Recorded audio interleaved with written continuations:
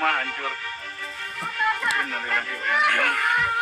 Gempa cukup terasa ya pada saat saya sedang duduk.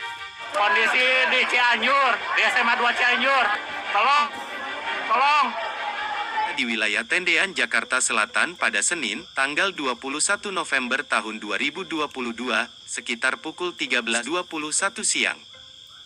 Guncangan gempa sangat terasa di gedung Transmedia Tendean.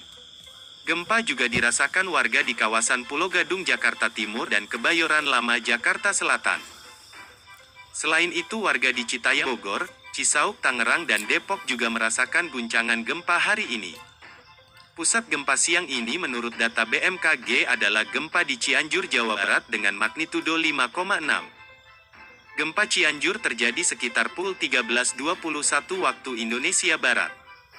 Titik koordinat gempa pada 6.84 Lintang Selatan minus 107.05 Bujur Timur dan tidak berpotensi gelombang tinggi. Bahkan di beberapa wilayah Jawa Barat juga terdampak sangat parah. Rumah-rumah warga sekitar dilaporkan rusak berat akibat guncangan tersebut. Assalamualaikum warahmatullahi wabarakatuh. Terjadi gempa di desa Goyang.